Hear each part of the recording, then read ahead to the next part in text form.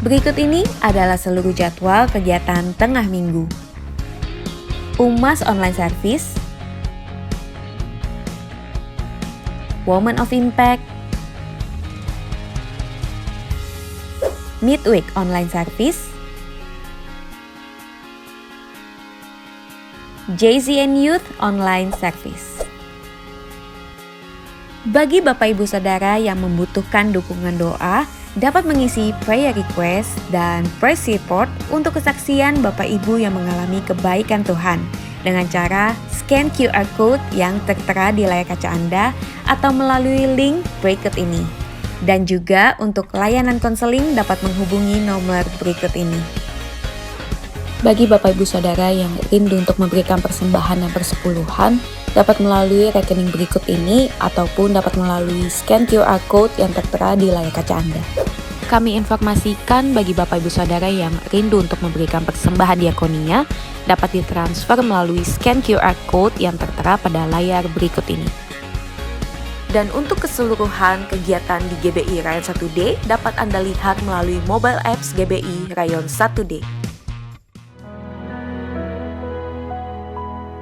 We pray for blessings, we pray for peace, comfort for family, protection while we sleep. We pray for healing, for prosperity.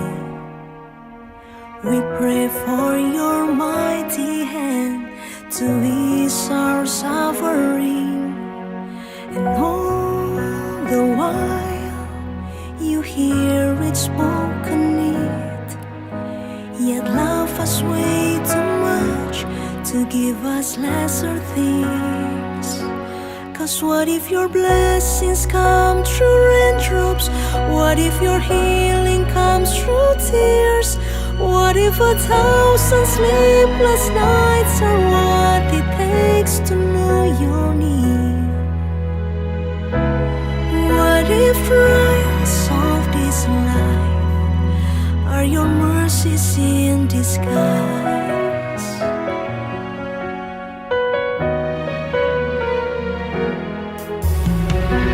We pray for wisdom, your voice to hear. We cry in anger when we cannot feel you near.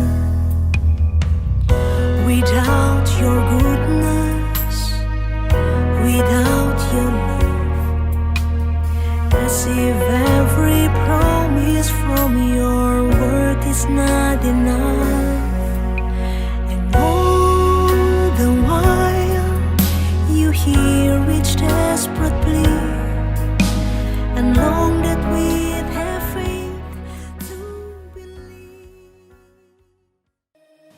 Deklarasi iman dalam lindungan Allah. Orang yang duduk dalam lindungan yang maha tinggi dan bermalam dalam naungan yang maha kuasa akan berkata kepada Tuhan, tempat perlindunganku dan kubu pertahananku, Allahku yang kupercayai. Sungguh dialah yang akan melepaskan engkau dari jerat penangkap burung, dari penyakit sampar yang busuk. Dengan kepaknya ia akan menudungi engkau, di bawah sayapnya engkau akan berlindung, kesetiaannya ialah perisai dan pagar tembok. Engkau tak usah takut terhadap kedahsyatan malam, terhadap panah yang terbang di waktu siang, terhadap penyakit sampar yang berjalan di dalam gelap, terhadap penyakit menular yang mengamuk di waktu petang. Walau 1.000 orang rebah di sisimu dan 10.000 di sebelah kananmu, tetapi itu tidak akan menimpamu. Engkau hanya menontonnya dengan matamu sendiri dan melihat pembalasan terhadap orang-orang fasik. Sebab Tuhan ialah tempat perlindunganmu, yang maha tinggi telah kau buat tempat perteduhanmu. Malapetaka tidak akan menimpa kamu, dan tulah tidak akan mendekat kepada kemahmu. Sebab malaikat-malaikatnya akan diperintahkannya kepadamu untuk menjaga engkau di segala jalanmu. Mereka akan menatang engkau di atas tangannya, supaya kakimu jangan terantuk pada batu. Singa dan ular tedung akan kau langkahi, engkau akan menginjak anak singa dan ular naga. Sungguh hatinya melekat kepadaku, maka aku akan meluputkannya, aku akan membentenginya sebab ia mengenal namaku. Bila ia berseru kepadaku, Aku akan menjawab, aku akan menyertai dia dalam kesesakan, aku akan meluputkannya dan memuliakannya. Dengan panjang umur akan kukenyangkan dia, dan akan kuperlihatkan kepadanya keselamatan daripadaku. Amin. Shalom saudara, selamat hari Minggu. Voice of Pentecost hari ini akan membahas mengenai prophetic preaching atau khotbah profetik. Khotbah profetik adalah khotbah yang disampaikan dalam hadirat, pengurapan, dan kuasa Roh Kudus agar kita dapat melakukan kehendak Tuhan di zaman now. Pada kondisi demikian, seorang pengkhotbah dapat menangkap pesan dan tuntunan khusus dari Tuhan melalui Roh Kudus untuk dilakukan pada saat tertentu. Dengan demikian, ada 3 unsur minimal yang harus dipenuhi dalam khotbah profetik.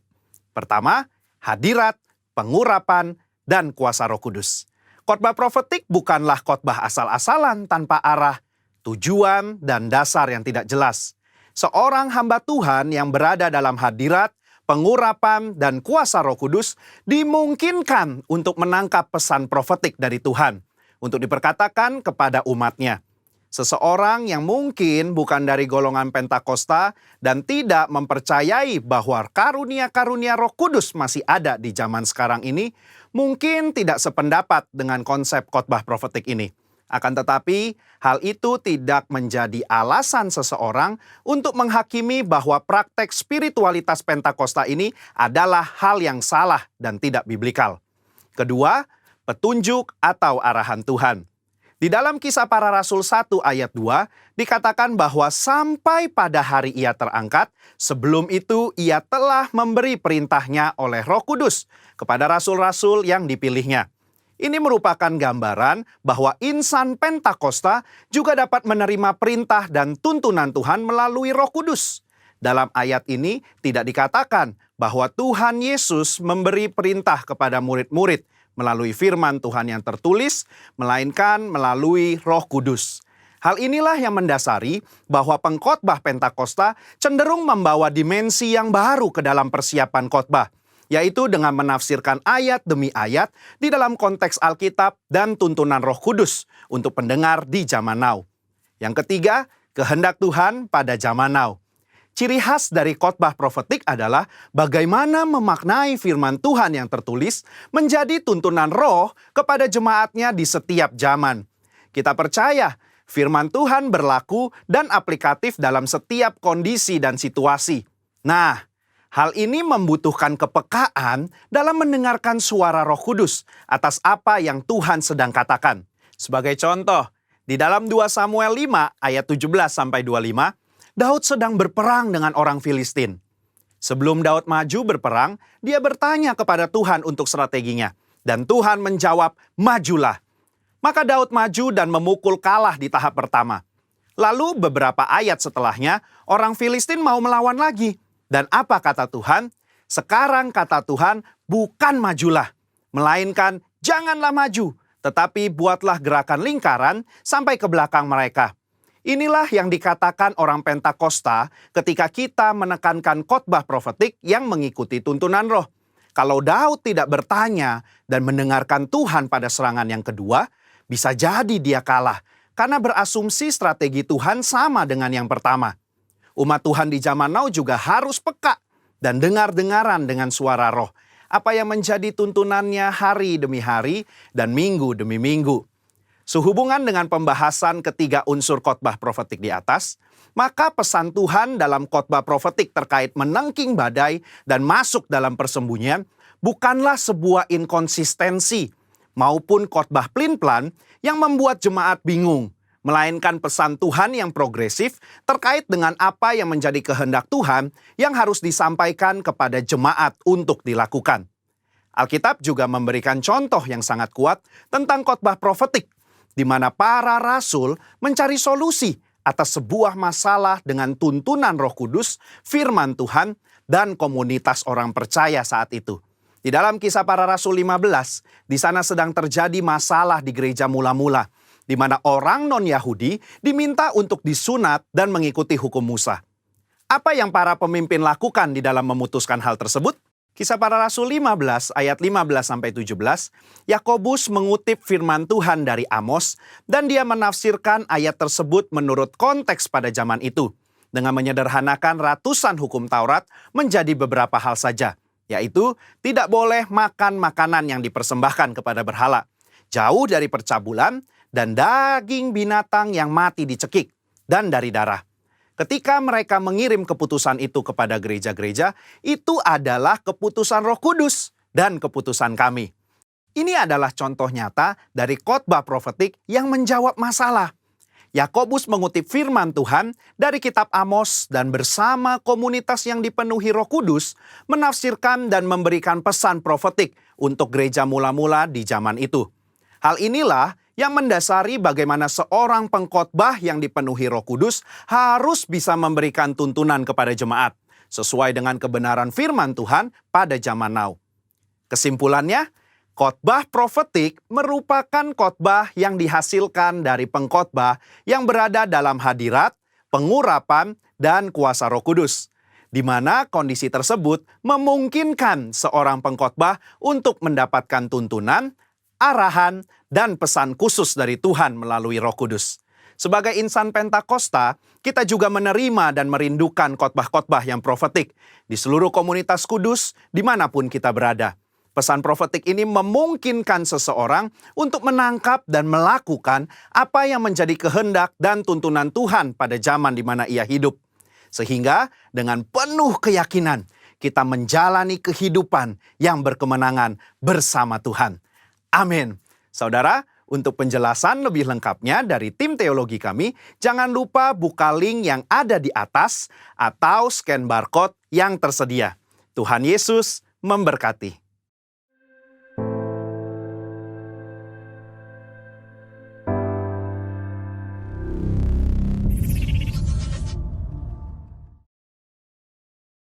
Jemaat yang dikasihi Tuhan, Shalom, haleluya. Berjumpa lagi di hari Minggu yang luar biasa. Mari sama-sama kita siap untuk memuji Tuhan, memuliakan nama Tuhan karena kuasa dan kasih-Nya yang luar biasa. Ayo beri tepuk tangan buat Tuhan Yesus kita. Mari sama-sama kita memuji Tuhan pagi hari ini. Mari sama-sama bawa penyembahan kita di hadapan Tuhan. Kita mau menari di hadapan Tuhan pagi hari ini. Terima kasih Tuhan. Kami mau siapkan hati kami lebih lagi hari ini untuk menari bagi Engkau.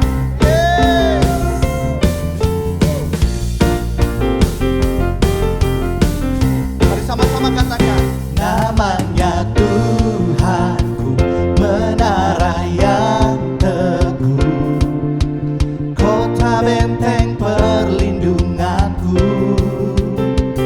Allah yang perkasa, Dia Bapa yang kekal, gunung batu keselamatanku, Engkau yang termulia di bumi di surga, termasyur perkasa selamanya. Engkau yang berkuasa di dalam segala hal, ada kuasa dalam nama. Mari lebih lagi katakan di hadapan Tuhan, beri sorak-sorai yang terbaik bagi Allah kita. Kami bawa pujian kami Tuhan, sama-sama katakan, namanya Tuhan, menara yang teguh, Engkau kota benteng perlindunganku. Amin.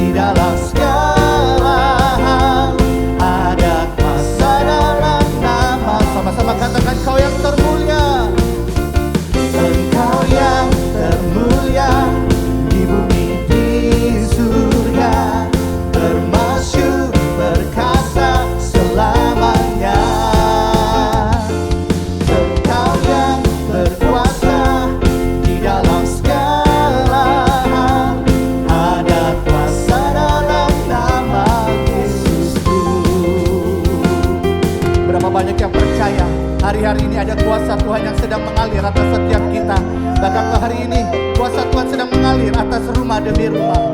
Terima kasih Tuhan. Mari sama-sama katakan. Nama di atas segala nama. Amin. Nama yang telah membebaskanku. Segala kuasa tunduk pada nama Yesus Tuhan. Yesus Tuhan, segala Tuhan. Nama di atas segala nama. Amin. Nama yang telah membebaskanku. Segala kuasa tunduk Tuhan. Segala kuasa tunduk pada nama itu. Yesus Raja segala raja.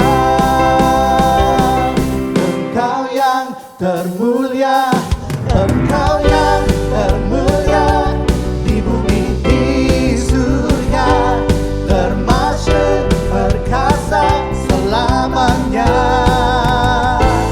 Engkau yang berkuasa di dalam segala hal, ada kuasa dalam nama. Lagi-lagi katakan, Engkau yang termulia. Engkau yang termulia di bumi di surga, termasyhur perkasa selamanya. Engkau yang berkuasa di dalam segala hal, ada kuasa dalam nama Yesusku. Ada kuasa dalam nama Yesusku. Ada kuasa dalam nama Yesusku. Mari sorak-sorak haleluya bagi Allah kita yang dahsyat. Sorakan haleluya. Terima kasih Tuhan. Ayo beri tepuk tangan lebih lagi buat Tuhan Yesus. Dari rumah-rumah kami berikan sorak-sorai buat Tuhan. Haleluya, haleluya, haleluya. Dimanapun kami berada pada saat ini, kami percaya hadirat-Mu menyertai setiap kami. Kuasa-Mu menyertai kami. Tidak akan ada satupun yang dapat memisahkan kami dari kasih-Mu ya Tuhan. Thank you Jesus. This is our worship for you Lord. This is our praise for you God. For you are almighty of our praise. Haleluya. Mari angkat tanganmu, katakan buat Tuhan. Who is like you Lord in all the earth? Matchless love and beauty, endless worth. Amen. Nothing in this world can satisfy. 'Cause Jesus, you're the cup that won't run dry. Your presence is heaven to me. Your presence is heaven.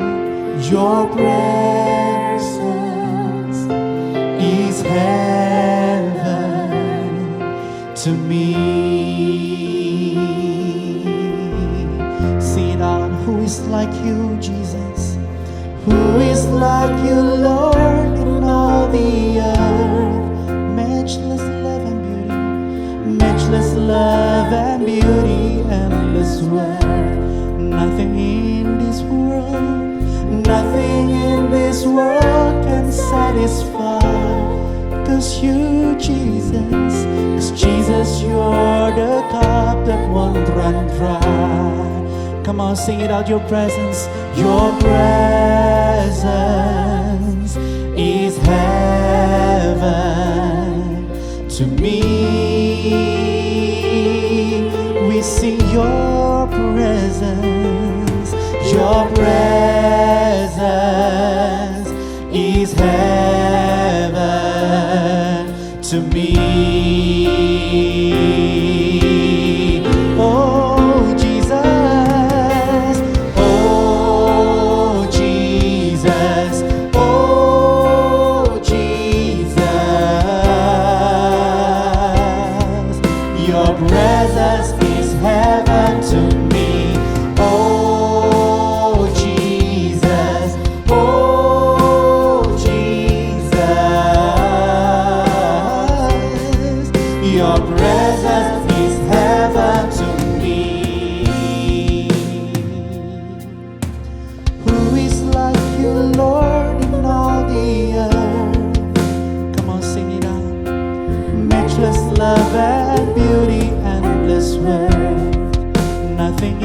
world, nothing in this world can satisfy.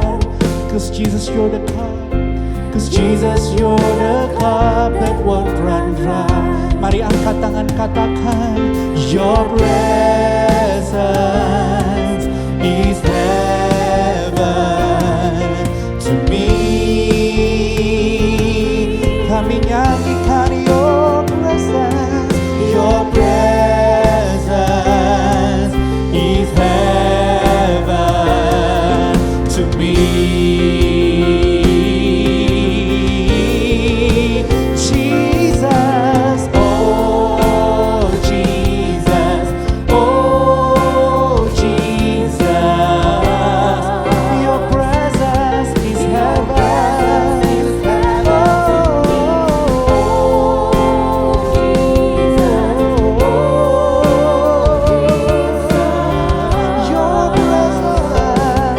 Your presence is heaven to me. Oh Jesus, oh Jesus, hadirat-Mu ya Tuhan. Your presence is heaven to me. Oh Jesus, oh Jesus, your presence is heaven to me. Your presence is heaven. Hadirat-Mu ya Tuhan, memenuhi kami semua. Kami rindukan hadirat-Mu lebih dari segalanya. Karena kami tahu hadirat-Mu yang mendatangkan kuasa, hadirat-Mu yang mendatangkan mujizat Tuhan. Dimanapun kami berada, kami merasakan hadirat-Mu pada saat ini Tuhan Yesus. Mari sembah Tuhan, mari kita hadiratnya lebih lagi saat ini. We beg for your presence, Lord. We come to seek your presence.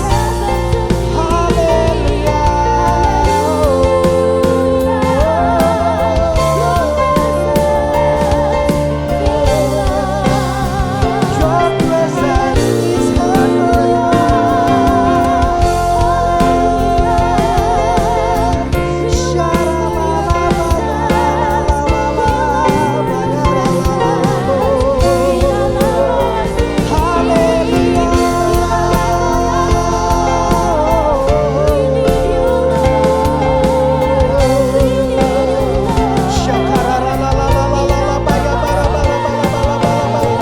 Cause we need your presence in this place.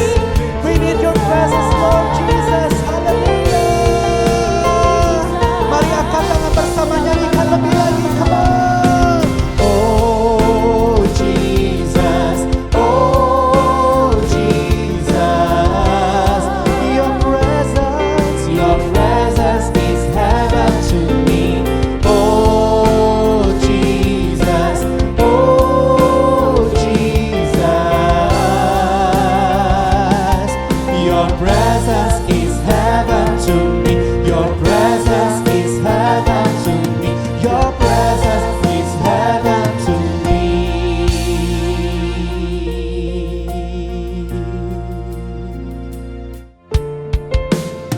'Cause we need your presence in this place, Lord. Kau yang setia buat kami, ubah kami Tuhan. Bapa, Kau setia, takkan meninggalkan, dan ku percaya Engkau milikku dan ku milikmu. Kerinduanku tinggikan namamu, karena ku tahu Engkau dalamku dan ku dalammu. Ubah hatiku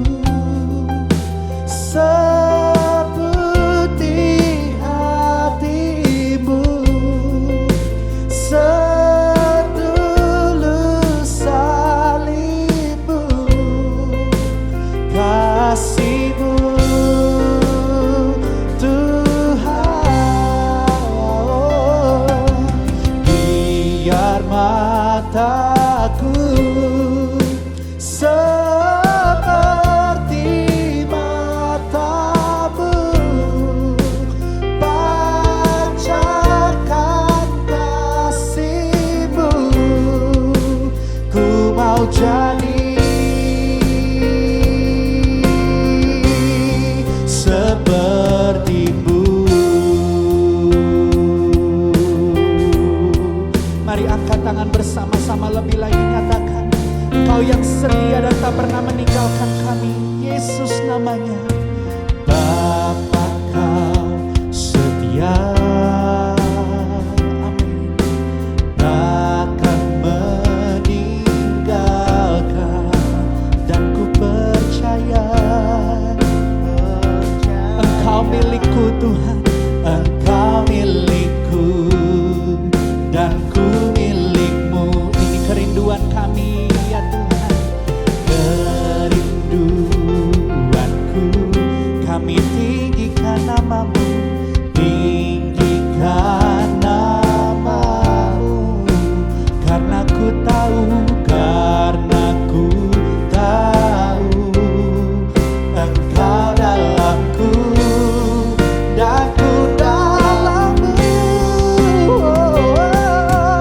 Ubah hatiku seperti hati-Mu, setulus salib-Mu, kasih-Mu, kasih-Mu Tuhan.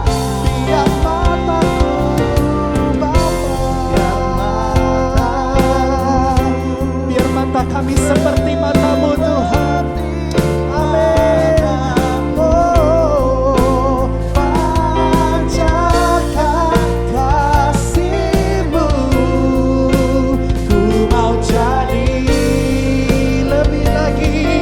Ubah kami Tuhan, ubah hatiku seperti hati-Mu, setulus salib-Mu. Nyatakan kasih Tuhan. Haleluya, haleluya. Biar mataku Tuhan, oh seperti mata-Mu, pancarkan kasih-Mu. Kami mau jadi seperti Tuhan. Oh, seperti-Mu, seperti-Mu. Kami mau jadi seperti Tuhan. Ini kerinduan kami, menjadi seperti-Mu, Yesus.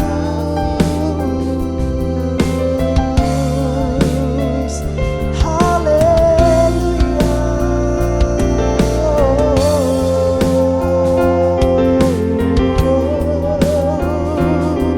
Syaralalalala, bayaralalalala, masando. Haleluya.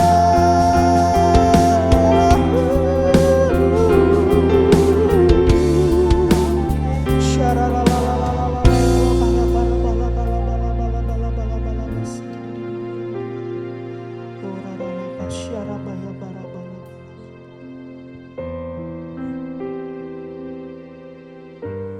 Shalom, saya yakin dan percaya kita semua sudah diberkati oleh pujian dan penyembahan ibadah online hari ini.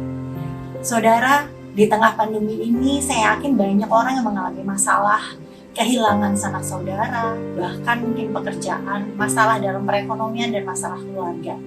Oleh sebab itu saat ini saya mengajak saudara semua untuk berdoa. Dengan kita menabur doa untuk orang lain, saya yakin kita semua pasti diberkati. Mari kita sama-sama bersatu di dalam doa.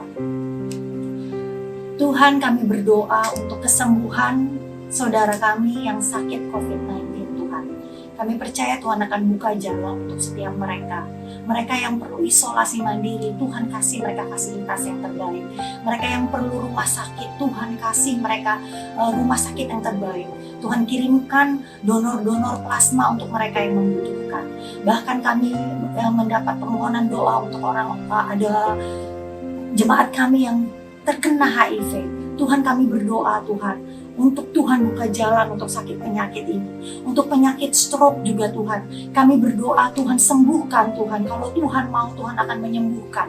Kami percaya Tuhan, kami menyerahkan setiap saudara-saudara kami yang terkena penyakit ini Tuhan. Di dalam nama Yesus, tangan Tuhan bilur-bilur Tuhan mengalir di dalam tubuh mereka. Tuhan kasih penghiburan, Tuhan kasih sukacita Tuhan. Terima kasih Tuhan, kami juga berdoa untuk seorang ibu yang mengalami depresi karena masalah keluarga. Tuhan, kalau keluarga ini ada di ujung tanduk, kami percaya tidak ada yang mustahil bagi Tuhan. Kami yakin Tuhan adalah sumber segala jalan Tuhan. Kami percaya Tuhan akan membuka jalan, membuka pintu-pintu yang sudah lama tertutup. Biar ibu ini mendapatkan sebuah kekuatan yang baru, kekuatan yang dari Tuhan, kekuatan ilahi yang dia tidak sadar, tiba-tiba kekuatan itu ada.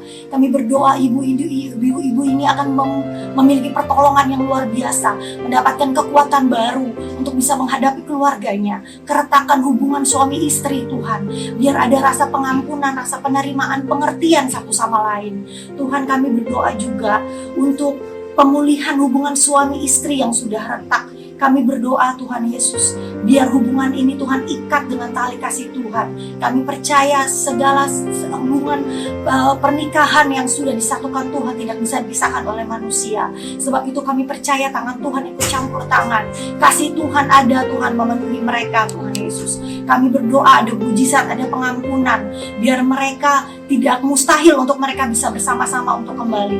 Tuhan, kami berdoa meminta hikmat untuk panggilan pekerjaan, orang-orang yang rindu Tuhan untuk menerima pekerjaan, untuk ada pekerjaan yang baru untuk mereka. Kami berdoa Tuhan Yesus, kami berdoa saat interview biar anakmu Tuhan bisa menjawab setiap pertanyaan-pertanyaan yang dilontarkan dengan penuh hikmat. Kami berdoa pekerjaan yang terbaik sudah menanti. Terima kasih Tuhan untuk usaha, untuk pelayanan juga Tuhan. Kami menyerahkan ke dalam tangan Tuhan. Demikian doa kami Tuhan. Kami bersyukur untuk setiap permohonan doa yang Tuhan sudah jawab. Terima kasih ya Bapak. Di dalam nama Yesus kami berdoa. Amin. Saudara, sebentar lagi kita akan mendengarkan firman Tuhan yang akan disampaikan oleh Pastor Rubin Om. Tetap dengan tema integritas. Mari kita sama-sama belajar mengenai integritas kita sebagai anak-anak Tuhan. Selamat menikmati firman Tuhan. Tuhan Yesus memberkati. Kami bersyukur Tuhan untuk ibadah online service dari GBI Tapak Siring pada hari ini. Tuhan berbicaralah, setiap kami dimanapun kami berada, tangan Tuhan sanggup menjamah kami. Kuatkan yang goyah, sembuhkan kami, dan terus arahkan kami Tuhan. Berbicaralah hamba-Mu yang terbatas ini, Tuhan urapi, nyatakan isi hati-Mu. Bagi-Mu hormat, bagi-Mu pujian. Dalam nama Tuhan Yesus, haleluya. Mari semua kita katakan, amin. Ya, shalom Bapak Ibu semua yang ada di GBI Tapak Siring. Sebuah kehormatan buat saya untuk bisa melayani Bapak Ibu semua di ibadah online service pada hari ini. Saya secara khusus tentunya berterima kasih untuk rekan sahabat Pastor Kiki Haryadi untuk kepercayaan mengizinkan saya untuk sharing buat jemaat yang ada di GBI Tapak Siring dengan semua cabang-cabangnya tentunya ya.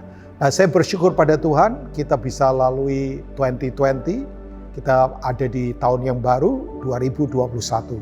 Ini semua karena anugerah Tuhan. Nah, pada hari ini tema yang diberikan ya karena ini merupakan tema dari gereja saudara yaitu soal integrity atau integritas. Saya ingin membagikan ini. Nah, saya sadar menyampaikan ini gampang, tapi mempraktekannya saya tahu butuh kekuatan dari Roh Tuhan dan komitmen kita yang sungguh-sungguh. Ya, kata integritas sendiri itu sebetulnya berasal dari kata tamam atau artinya bening atau transparan ya, transparan, tidak buram begitu ya. Makanya definisi daripada integritas adalah keselarasan hati di mana antara hati dengan mulut dan tindakan itu sama, koheren. Ya, jadi keselarasan antara hati, mulut dan tindakan itu sama, ya, tidak berbeda. Nah, saya ingin mengajak kita Bapak Ibu semua untuk kita coba melihat beberapa hal, karena saya yakin begini, hari-hari ini memang Tuhan cari orang-orang yang hatinya murni, yang hatinya bersih. Makanya doa dari seorang raja yang diurapi Tuhan namanya Daud, dia berkata, jadikan hatiku tahir ya Allah, dan perbaharuilah kekuatanku. Di kitab Mazmur dia katakan itu. Nah, kata tahir sendiri berasal dari kata asli namanya tahor. Ya, tahor. Seperti kata nazar itu terhubung dengan kata nazir, yaitu pelayan Tuhan, ya. Nah, Bapak Ibu semua, kata tahor atau kemudian dari situ muncul kata tahir, itu artinya kan the clean heart, hati yang bersih. Ini integritas. Yaitu hati yang bersih adalah sebuah keadaan hati di mana tidak ada produk setan di dalamnya. Ya, kenapa setan gampang mengintimidasi apalagi di hari-hari seperti ini? Karena ada produk setan di dalam hidup orang itu. Makanya dia intimidasi. Kamu sok rohani tapi tetap bohong juga, tetap licik juga, tetap kasar juga dalam cara main di bisnis kah, di kehidupan.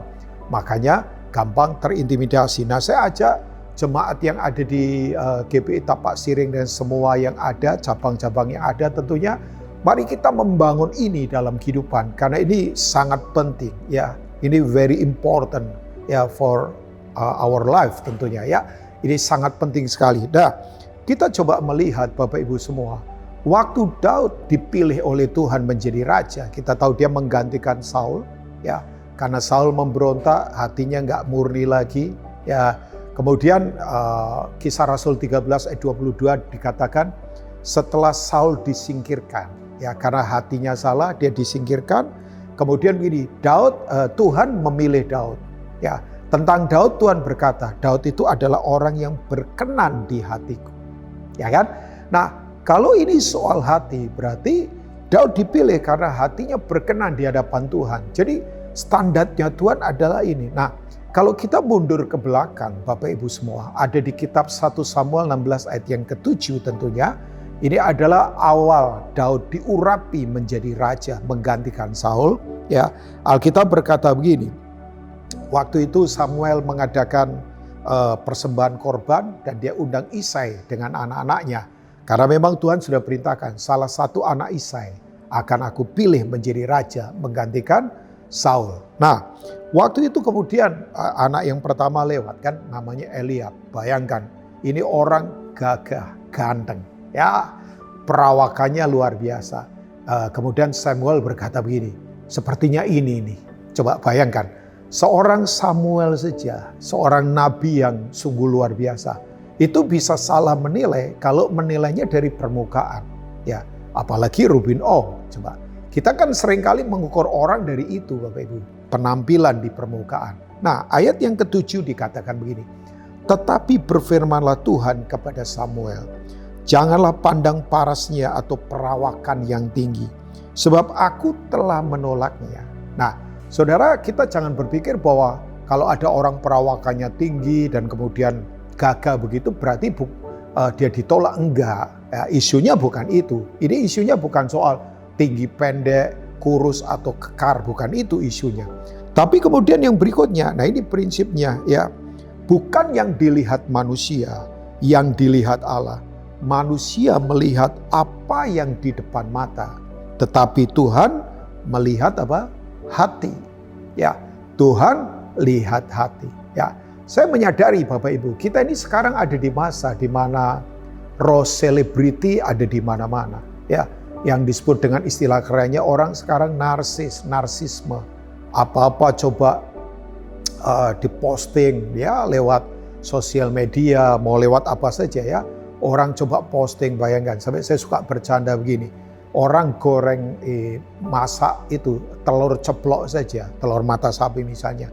Dia berharap ribuan orang mau lihat apa yang dia lakukan. Bayangkan, ya, lewat misalnya Instagram story-nya atau lewat apa, ya. Saya kadang suka bercanda sama istri saya kan.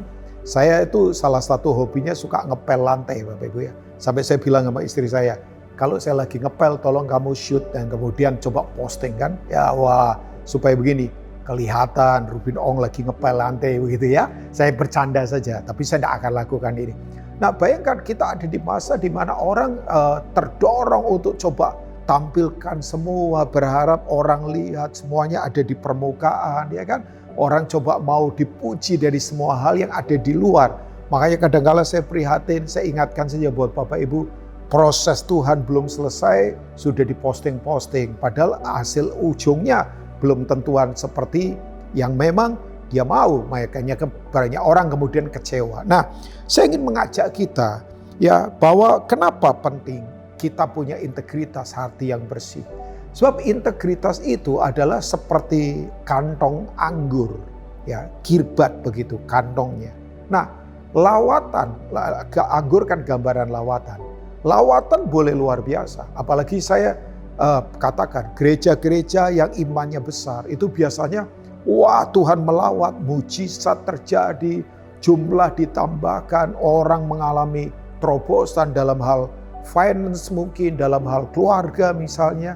Tapi kemudian begini, kalau kantongnya itu bocor, maka akan hilang itu.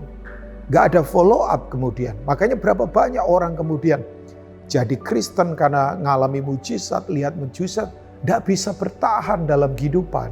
Ya, karena memang kantongnya bocor Bapak Ibu. Nah, berapa banyak itu terjadi? Saya melihat ya, ada orang-orang yang tadinya semangat, mengalami lawatan Tuhan, tapi kemudian tinggalkan Tuhan karena memang masalahnya ada di integritasnya. Makanya saya harus katakan, roh kita dibaharui oleh Tuhan. 2 Korintus 5:17, jadi siapa yang ada dalam Kristus, ia adalah ciptaan yang baru, kainos. Itu dibaharui rohnya oleh Tuhan, yang memperbaharui roh Tuhan kan. Nah, tubuh kita bisa mengalami mujizat, yang sakit sembuh misalnya, ya, yang kekurangan Tuhan berkati. Tapi kemudian kalau mentalitasnya yang ada pada jiwa itu tidak kemudian terus dijaga dengan kekuatan Tuhan lewat firman Tuhan tentunya. Nanti mentalitas karakternya tidak kuat.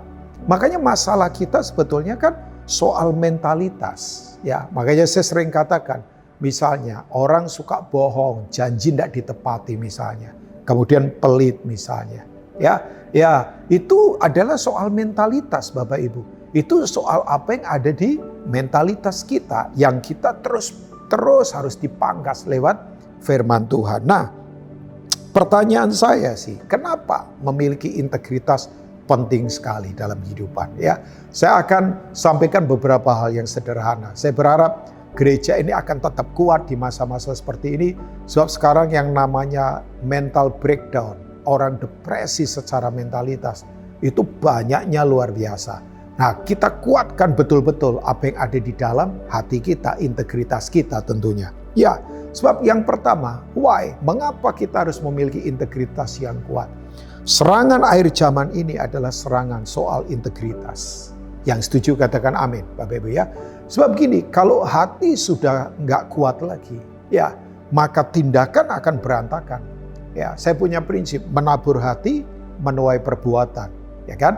Menabur perbuatan menuainya kebiasaan.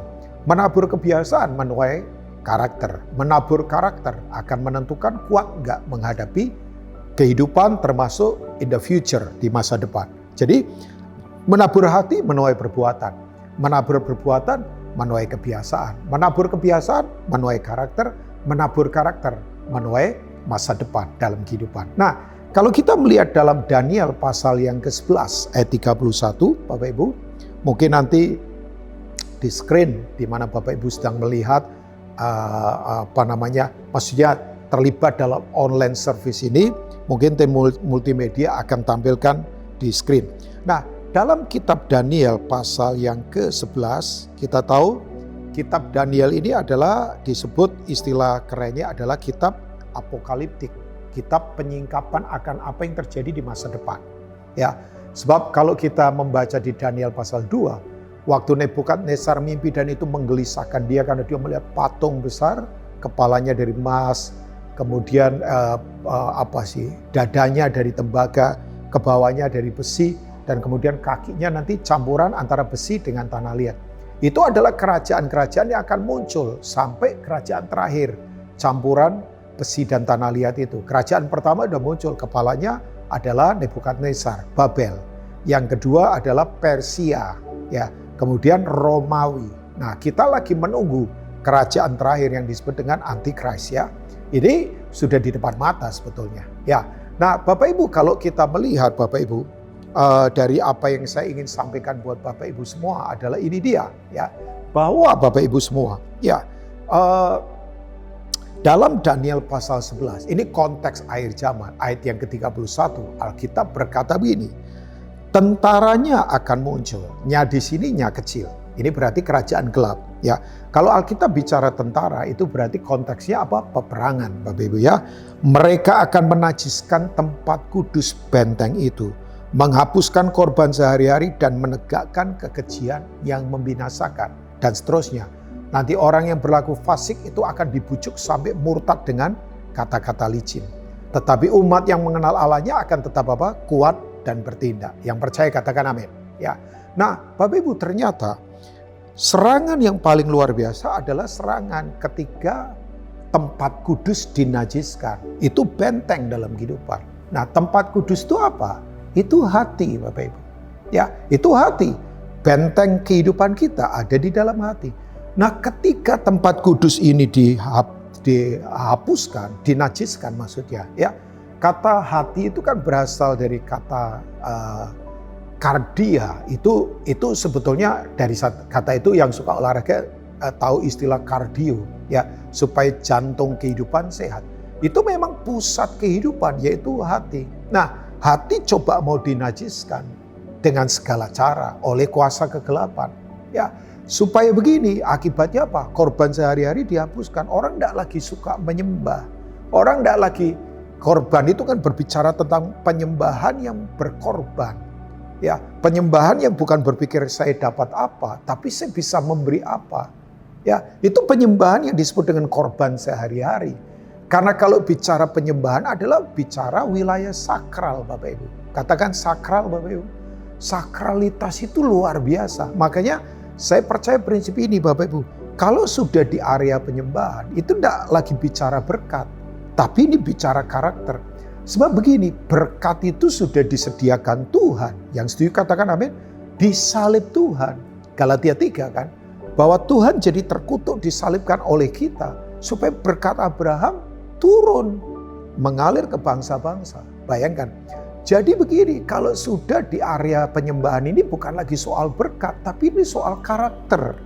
Ini sakralitas, Bapak Ibu. Di mana ini sungguh-sungguh, makanya betul, orang kalau nggak rendah hati susah menyembah. Nah, karena hati salah, maka begini, penyembahan kita akan diselewengkan untuk tidak lagi punya sakralitas. Makanya maksudnya apa Pak Rubin? Oh iya, banyak orang sekarang nyanyi, tapi tetap berdosa juga. Nyembah Tuhan, tapi kemudian karakternya tidak berubah. Ya, nah ini serangan virus akhir zaman. Ini lebih ngeri dari virus corona sebetulnya. Ya, sebab ini menyerang apa yang ada di dalam, bayangkan. Kemudian yang terjadi apa? Kemudian orang akan dibujuk dengan kata-kata licin. Dibujuk loh, tidak pakai kekerasan. Dengan sekarang berita-berita yang kemudian menakutkan, apalagi berita-berita yang membuat orang kemudian bisa tergiring menjauhi kebenaran. Yaitu yang disebut dengan hoax kan.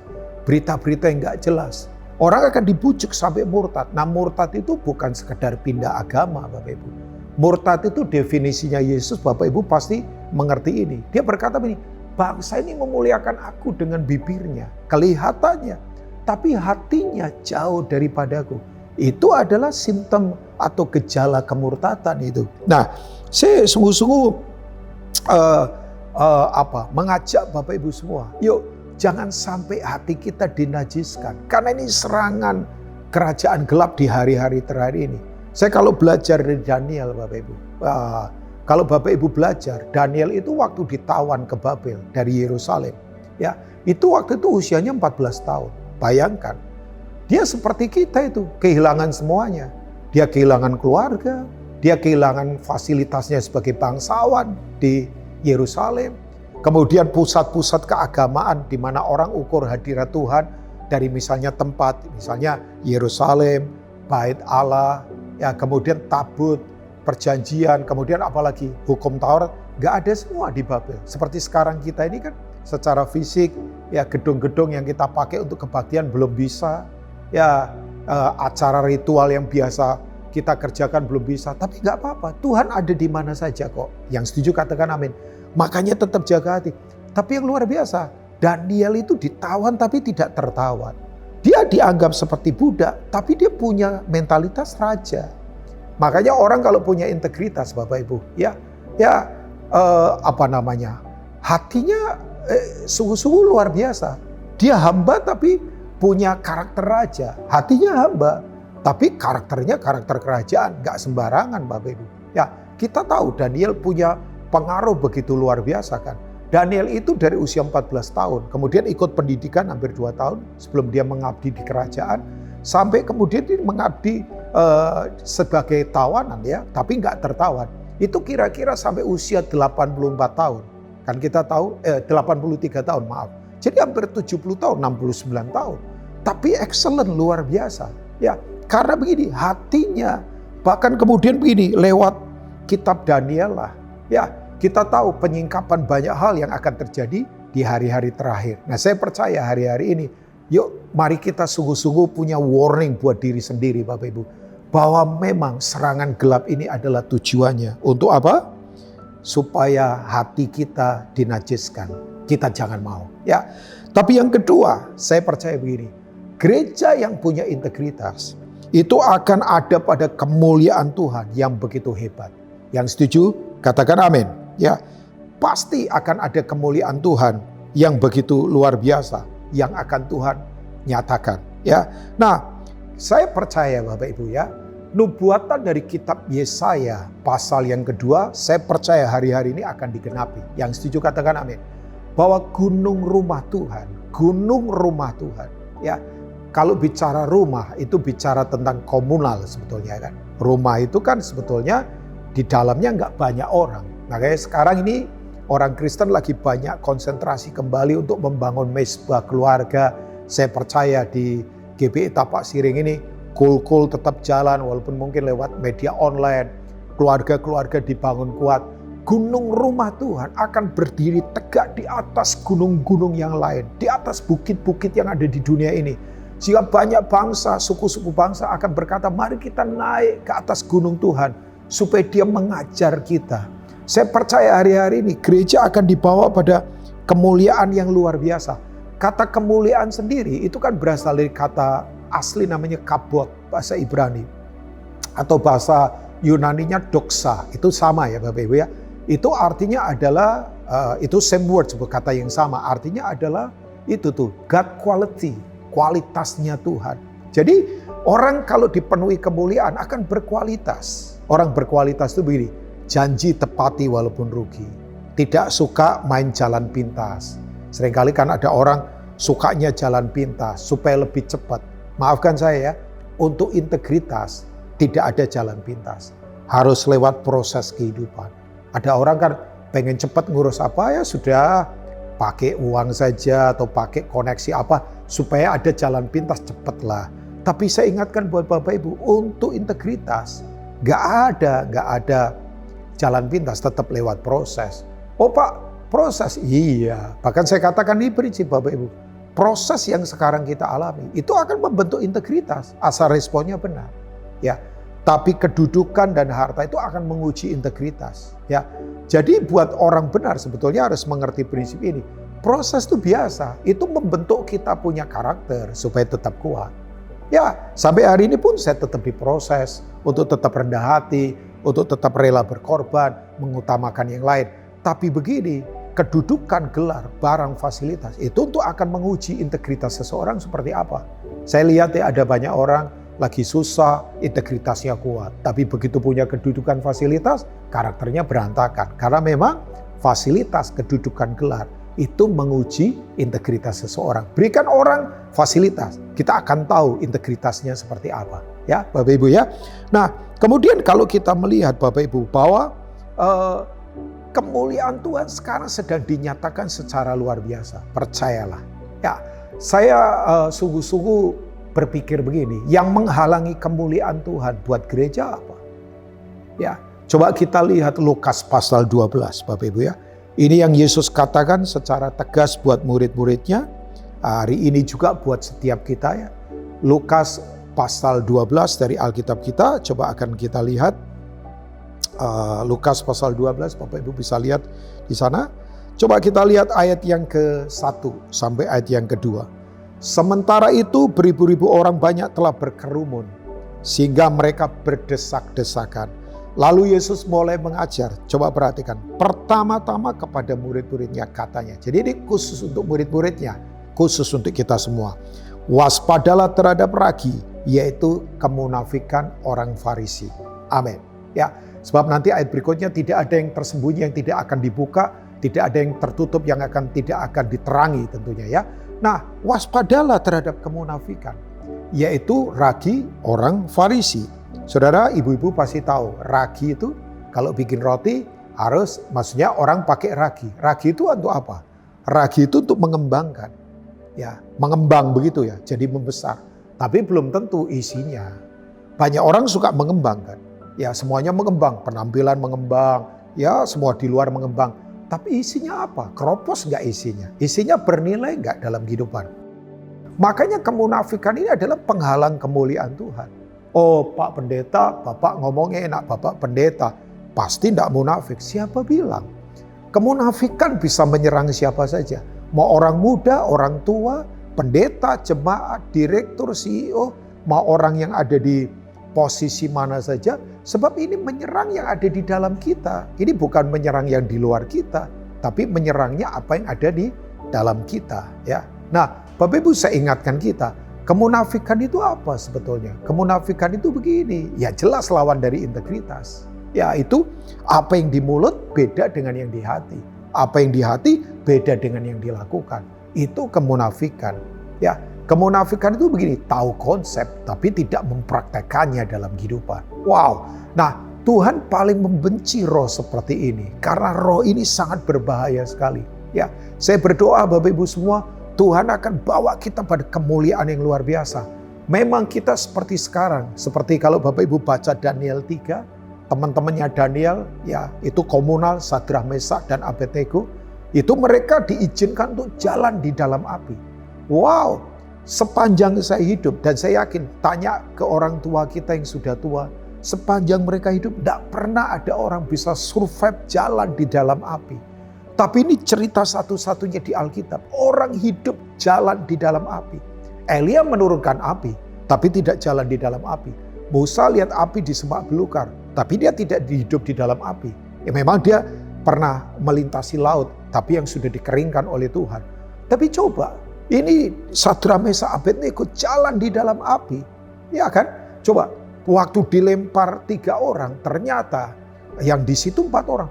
Itu amazing itu pemandangan yang begitu indah. Ya saya yakin ini pemandangan mengalahkan aurora yang ada di Skandinavia sana, mengalahkan pemandangan yang ada di kutub selatan mungkin atau kutub utara, mengalahkan pemandangan apapun. Wow, itu pemandangan yang luar biasa.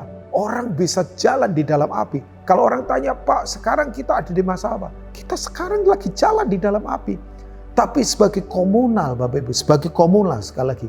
Cuman begini, dalam komunal, dalam dalam komunitas kita, kalau jalan di dalam api, jangan bawa orang yang bawa bensin. Ya, orang-orang yang tidak punya integritas nanti terbakar, Bapak Ibu. Jangan, ya, biar kita jalan bersama Tuhan. Ya, yang luar biasa, mereka itu bisa menang. Bahkan Nebukadnezar kaget, lo tadi yang dilempar 3 kok jadi 4. Makanya dia undang Sadrah, Mesak, Abednego. Sadrah, Mesak, Abednego, silakan keluar. Kalau saya jadi Sadrah atau Mesak, saya bercanda. Enak saja Tuhan suruh kita masuk. Sekarang Tuhan masuk saja temuin kita kan. Ya terbakar pasti Nebukadnezar kan. Tapi yang luar biasa begini Bapak Ibu. Mereka bisa survive. Nah pertanyaannya, apa yang membuat mereka kuat? Mereka tuh punya penyerahan total utuh hatinya pada Tuhan. Kalau Bapak Ibu baca di Daniel pasal 3 ayat yang ke-17 sampai 18. Dia berkata, Tuhan, kalaupun Tuhan itu mampu tolong kami, dia akan tolong kami. Tapi kalaupun enggak, yaitu di luar batas pengetahuan kami tidak akan menyembah patung yang Tuhanku dirikan. Kami akan total hati kami kepada Tuhan. Wow, Tuhan cari orang-orang seperti ini. yang hatinya tidak terpecah-pecah, yang hatinya betul-betul melekat pada Tuhan. Ya, nah saya tutup dengan yang ketiga. Kenapa integritas penting? Ya, sebab yang pertama, integritas adalah yang tadi saya katakan, kita sedang diserang di hari-hari terakhir ini pada hati. Yang kedua adalah, ini adalah kekuatan di mana kemuliaan Tuhan akan dinyatakan. Nah, ternyata integritas penting karena begini. Tanda orang punya integritas adalah orang yang sungguh-sungguh mempraktekkan firman sebagai alat satu-satunya untuk tetap kita kuat membangun integritas. Nanti Bapak Ibu, saya akan ajak baca ayat-ayat terakhir sebelum kita akan berdoa. Coba kita akan lihat Amsal pasal 4 ayat yang ke-20 sampai 23 ya. Biasanya orang hafal ayat yang ke-23, tapi saya ingin membaca mulai ayat yang ke-20. Bapak Ibu bisa lihat di screen, ya, saya akan bacakan buat Bapak Ibu. Hai anakku, perhatikanlah perkataanku, arahkanlah telingamu kepada ucapanku. Yuk, pay attention dalam bahasa Inggrisnya, bayar perhatian. Ya, dengar baik-baik firman Tuhan. Hari-hari ini pewahyuan lagi, ini saya pakai bahasa, digelontorkan pada siapapun. Saudara dengar sungguh-sungguh, ya hidupi, ya janganlah semuanya itu menjauh dari matamu, simpanlah itu di lubuk hatimu. Kok firman jangan sampai menjauh dari mata, artinya apa? Biar mata kita melihat bahwa tangan kita melakukan, kaki kita mengerjakan, ya.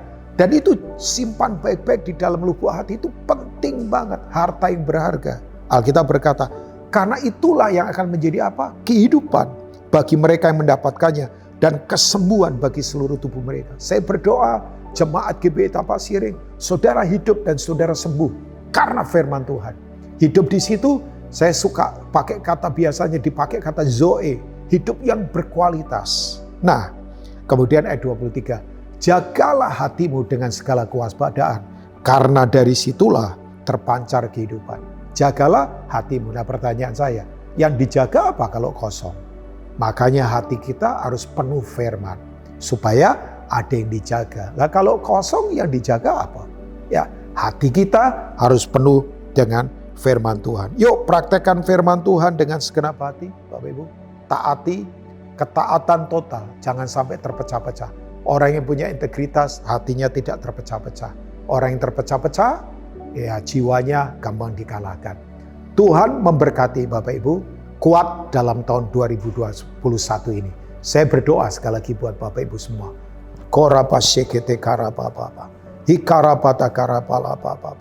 Berkati umatmu Tuhan, sembuhkan umatmu, kuatkan umatmu. Engkau sudah berbicara, biar ini menjadi wahyu buat kami.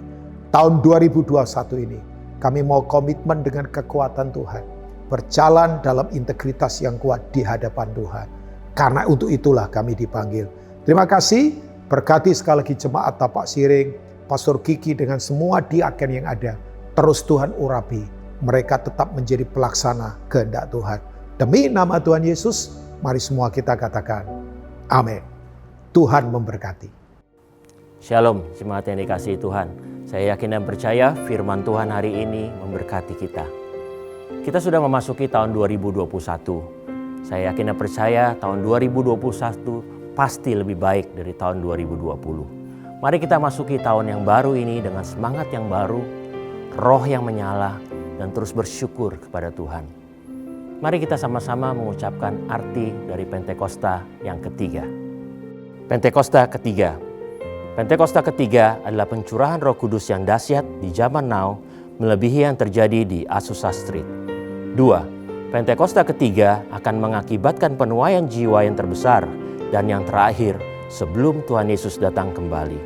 3. Pentakosta ketiga akan membangkitkan generasi Yeremia, yaitu anak-anak muda yang dipenuhi Roh Kudus, cinta mati-matian kepada Tuhan Yesus, tidak kompromi terhadap dosa, dan akan bergerak untuk memenangkan jiwa. 4. Pentakosta ketiga lahir di Indonesia dan bergerak ke bangsa-bangsa. Gerakan ini dari timur ke barat dan akan kembali ke Yerusalem. 5. Pentakosta ketiga akan memberikan kuasa untuk menyelesaikan amanat agung dan setelah itu Tuhan Yesus datang kembali. Mari kita sama-sama menyiapkan hati kita untuk menerima berkat Tuhan. Kekasih-kekasih Tuhan, biji mata Tuhan, terimalah berkat Tuhan. Damai sejahtera, sukacita, mujizat, berkat yang berlimpah-limpah dari Allah Bapa di surga melalui Anaknya yang tunggal Tuhan kita Yesus Kristus. Penghiburan penyertaan yang manis dari Roh Kudus menyertai saudara sekalian mulai saat ini sampai Tuhan Yesus datang kedua kali di awan-awan yang permai, bahkan sampai selama-lamanya. Mari kita yang percaya dan berkati sama-sama katakan, amin. Selamat hari Minggu, Tuhan Yesus memberkati saudara.